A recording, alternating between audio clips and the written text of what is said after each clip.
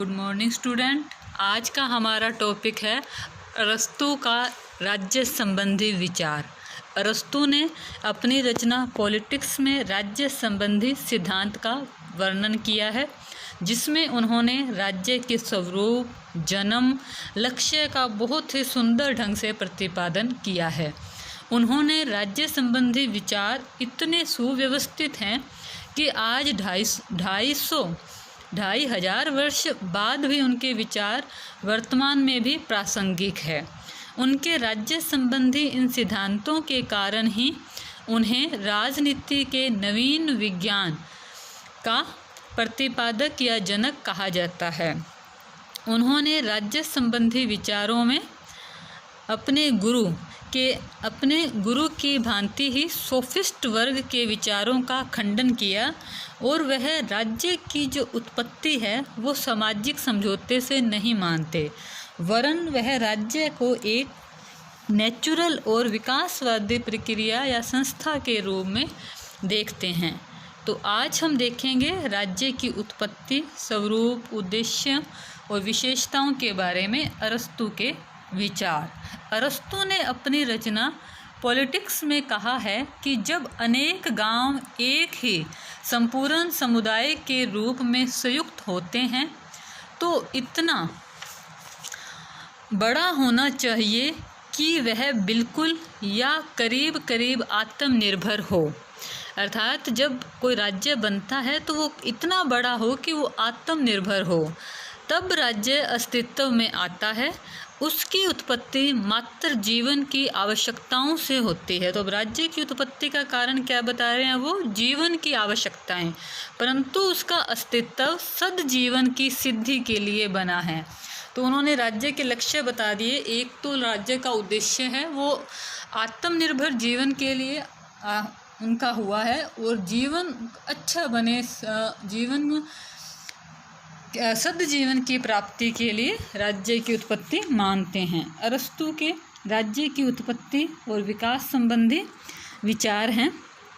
अरस्तू के अनुसार राज्य की उत्पत्ति जीवन की आवश्यकताओं से होती है, परंतु उसका अस्तित्व सद्जीवन की सिद्धि के लिए बना है। यदि समाज का आरंभिक रूप प्राकृतिक है तो राज्य की भी वही स्थिति होगी, क्योंकि उसका परम लक्ष्य है उसी वस्तु की प्रकृति, उसका चरम लक्ष्य प्राप्ति होती है। अरस्तू ने कहा है कि राज्य प्रकृति की रचना है और मनुष्य प्रकृति से राजनीतिक प्राणी। मनुष्य प्रकृति से या मात्र संयोगवश किसी भी राज्य से संबंधित ना हो, वह या तो नराधम होगा या अति मानव। वो कहते हैं कि जो मनुष्य है वो एक राजनीतिक प्राणी है, और मनुष्य का नेचर ही ऐसा है कि वो अकेला नहीं रह सकता, वो किसी ना किसी रूप में राज्य से जुड़ा होगा। यदि वो राज्य से जुड़ा नहीं है, कोई व्यक्ति अकेला रहता है, तो या तो वो पशु है या वो परमात्मा। व्यक्ति के लिए राज्य की उत्पत्ति के लिए उन्होंने प्राकृतिक सिद्धांत दिया है। इसके लिए उन्होंने 2 तर्क प्रस्तुत किए हैं। वो कहते हैं कि प्रत्येक राज्य प्रकृति जन्य है, क्योंकि राज्य उन समस्त समुदायों का पूर्ण रूप है जो प्राकृतिक जन्य हैं और जो व्यक्ति की आवश्यकताओं के लिए आवश्यक है। अनेक समुदायों में उन्होंने बताया परिवार, ग्राम, राज्य आदि व्यक्ति के लिए कुछ ऐसे ही मूलभूत समुदाय हैं। जिस अर्थ में परिवार या ग्राम व्यक्ति के लिए आवश्यक होने के कारण स्वाभाविक भी है, उसी प्रकार राज्य भी व्यक्ति के लिए आवश्यक होने के साथ साथ स्वाभाविक भी है। अरस्तू का मत है केवल जीवन मात्र की आवश्यकता के लिए राज्य उत्पन्न होता है, लेकिन अच्छे जीवन की उपलब्धि के लिए कायम है। वो कहते हैं मतलब उसकी उत्पत्ति तो जीवन के लिए हुई थी, लेकिन आज तक उसका अस्तित्व इसलिए है क्योंकि मनुष्य अच्छा जीवन चाहता है। अरस्तू के विचार राज्य इस कारण प्राकृतिक है और वह उद्देश्य और संपूर्ण तत्व है, वह दूसरे समुदायों से बड़ा है। परिवार, गांव आदि व्यक्ति के जो अन्य प्राकृतिक समुदाय हैं वे अपनी पूर्ण प्रकृति का तभी विकास कर सकते हैं जब राज्य का पूर्ण रूप से विकास हुआ हो। ये उनके राज्य की उत्पत्ति और विकास संबंधी विचार थे। अब राज्य का विकास का स्वरूप, मतलब राज्य का विकास कैसे हुआ, तो अरस्तु ने राज्य के विकास का स्वरूप है वो एक सावयव जीवधारी के समान मानते हैं। सावयव जीवधारी का अर्थ क्या होता है कि वो राज्य की तुलना मानव शरीर से करते हैं। जैसे कि मानव शरीर में हाथ, पैर, कान, मुंह आदि अंग होते हैं और सभी अंगों के अपने अलग अलग कार्य होते हैं। उसी प्रकार राज्य के वे विभिन्न अंग होते हैं और सभी अंगों के अपने अलग अलग कार्य होते हैं। फिर भी सभी अंग एक दूसरे से जुड़े हैं, एक दूसरे पर निर्भर करते हैं। यदि शरीर का कोई एक अंग काम करना बंद कर दे तो मानव का शरीर है वो पूर्ण रूप से कमज़ोर, निर्बल हो जाता है, वो काम नहीं कर पाता पूरा शरीर। मान लो शरीर में से कहीं भी कोई पार्ट में दिक्कत हो तो पूरे शरीर को उसकी तकलीफ होती है। उसी प्रकार ये कहते हैं कि राज्य के अंदर भी विभिन्न अंग हैं और अरस्तु ने जो राज्य के अंग बताए हैं वो है व्यक्ति, परिवार, गांव आदि। और ये अंग भी आपस में अपने अपने स्वतंत्र रूप से कार्य करते हैं लेकिन एक दूसरे के साथ संबंधित होते हैं। इनका कार्मिक विकास होता है और इसी विकास के अंतिम रिजल्ट या परिणाम के रूप में राज्य की उत्पत्ति होती है। इस प्रकार अरस्तु ने राज्य की उत्पत्ति के विचार विकासवादी सिद्धांत के अनुरूप है। परिवार के बिना व्यक्ति पूर्णत्व की दिशा में आगे नहीं बढ़ सकता। यह परिवार में व्यक्ति का जन्म होता है। परिवार का अगर विकास होगा तो उससे गांव का जन्म होगा और जब गांव अपना पूर्ण रूप से विकास कर लेगा और वो आत्मनिर्भर बन जाएगा तो उससे राज्य की उत्पत्ति होगी। अब हम अरस्तु ने जो राज्य वर्णित किया है उसकी विशेषताएं देखते हैं। तो पहली विशेषता है राज्य एक स्वाभाविक संस्था है। अरस्तु द्वारा राज्य का प्रादुर्भाव के बारे में जो विचार दिए गए उसमें राज्य को एक स्वाभाविक संस्था मानना है। राज्य का जन्म मनुष्य की सारी आवश्यकताओं की पूर्ति के लिए और व्यक्ति का सर्वांगीण विकास करने के लिए होता है। जैसा कि उसने पॉलिटिक्स में लिखा ही है कि राज्य मानवीय आवश्यकताओं की पूर्ति के लिए जन्म लेता है और सद्जीवन के लिए बना हुआ है। और उन्होंने ये भी कहा है कि मनुष्य एक राजनीतिक प्राणी है। जो व्यक्ति राज्य में नहीं रहता वह या तो देवता है या पशु। दूसरी विशेषता है राज्य व्यक्ति से पूर्व का संगठन। अरस्तु कहते हैं कि राज्य मनुष्य से पहले हैं, वह राज्य को प्राथमिकता देते हैं। ऐतिहासिक दृष्टि से तो राज्य का जन्म पहले नहीं हुआ। पहले मतलब अगर हम टाइम पीरियड के हिसाब से देखें तो पहले व्यक्ति का जन्म हुआ, फिर व्यक्ति से परिवार बना, परिवार से राज्य। लेकिन जो वस्तु पूर्ण होती है उसे पहले लिया जाता है। इसीलिए अरस्तु की एक कोटेशन है, राज्य व्यक्ति से पूर्ववर्ती है। मनुष्य के बौद्धिक विकास की पूर्ण कल्पना के रूप में राज्य का जन्म व्यक्ति, परिवार, ग्राम के अस्तित्व में आने से पूर्व ही हो चुका है। अरस्तु की दृष्टि के अनुसार आगे राज्य की नेक्स्ट विशेषता है राज्य सर्वोत्तम समुदाय है। इसमें अरस्तु बताते हैं कि राज्य एक सर्वोच्च समुदाय है।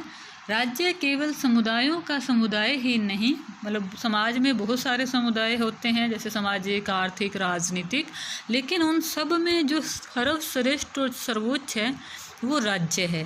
क्योंकि सब संस्थाओं का अस्तित्व है वो राज्य के कारण ही हुआ है। वे केवल राज्य के अंदर ही कार्य कर सकते हैं। राज्य का इन पर पूर्ण नियंत्रण होता है। दूसरा वो कहते हैं कि जो सामाजिक, आर्थिक, राजनीतिक संस्थाएं हैं उनका एक पक्ष होता है, मतलब जो धार्मिक है वो सिर्फ धर्म के संबंध में कार्य करते हैं और सामाजिक है वो समाज सुधार के संबंध में कार्य करता है। लेकिन राज्य का लक्ष्य व्यक्ति का सर्वांगीण संपूर्ण विकास करना है, तो उसका एरिया है वो वाइल्ड है, इसलिए राज्य सर्वोच्च है। राज्य के अंतर्गत सभी संस्थाओं का कोई ना कोई लक्ष्य अवश्य होता है और राज्य का लक्ष्य है वो उन सभी की तुलना में बड़ा है, इसीलिए राज्य है वो सर्वोच्च समुदाय है।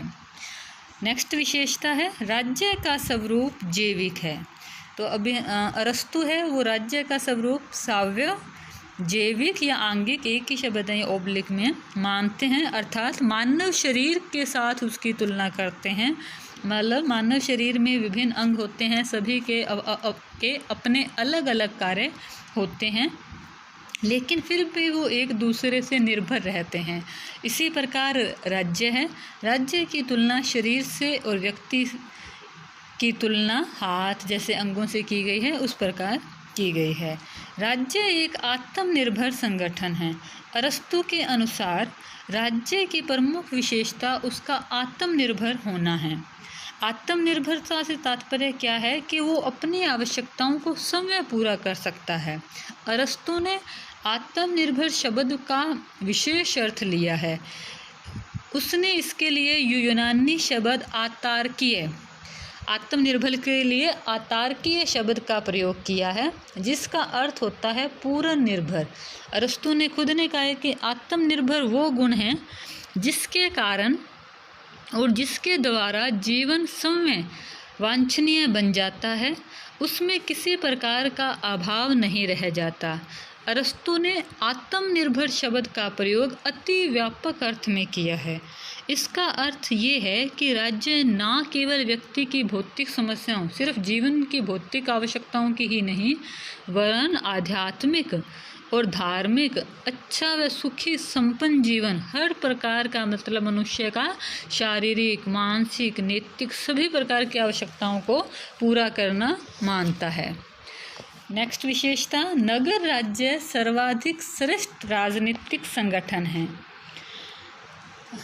अरस्तु ने प्लेटो के भांति नगर राज्य को सर्वाधिक श्रेष्ठ राजनीतिक संगठन माना है। अर्थात अरस्तु का जो राज्य है वो अब के जो बड़े बड़े साम्राज्यवादी राज्य हैं उनकी भांति नहीं है, वो एक छोटे नगर राज्य के संबंध में विचार प्रस्तुत करते हैं।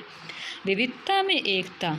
अरस्तु के अनुसार राज्य में विभिन्न व्यक्ति होंगे और विभिन्न परिवार होंगे, परिवार, कुल, और उनसे मिलकर गांव बनेंगे और फिर वो एक राज्य के रूप में उभरेंगे। अर्थात वह राज्य की एकता पर बल देते हैं। जिस प्रकार सुंदर चित्र विभिन्न रंगों के अनुपम मिश्रण से बनता है, उसी प्रकार वो कहते हैं राज्य भी बहुआयामी स्वभाव के व्यक्तियों, सभ्यता, संस्कृति से मिलकर बनता है। राज्य एक कार्मिक विकास है। अरस्तु राज्य के विकासवादी सिद्धांत का समर्थन करते हैं। वो राज्य की उत्पत्ति के संबंध में कहते हैं कि राज्य का विकास धीरे धीरे कार्मिक रूप से हुआ है, ना कि कोई समझौते के द्वारा या देवीय सिद्धांत। राज्य का विकास उसी प्रकार हुआ जैसे कि एक सावयवी जीवधारी का, जैसे शरीर का होता है। राज्य के विकास का रूप आंगिक है। परिवार, व्यक्ति, ग्राम, ये सभी राज्य के अंग हैं जो एक दूसरे से संबंधित हैं और जिनका कार्मिक या धीरे धीरे विकास होता है। अंत में इसके पूर्ण रूप में विकसित हो जाने को राज्य कहा जाता है। राज्य एक आध्यात्मिक संगठन। अरस्तु के अनुसार राज्य मानवीय समुदाय है और उसका उद्देश्य मानव सद्गुणों और अच्छी शक्तियों का विकास करना है। यह मानव का बौद्धिक, नैतिक, शारीरिक श्रेष्ठता की प्राप्ति के साधन प्रदान करता है। तभी तो अरस्तु कहता है राज्य नैतिक जीवन में आध्यात्मिक समुदाय है। नैतिक जीवन के आनंद की प्राप्ति हो, इसलिए वो व्यक्ति को सकारात्मक अच्छाइयों का विकास करना चाहता है।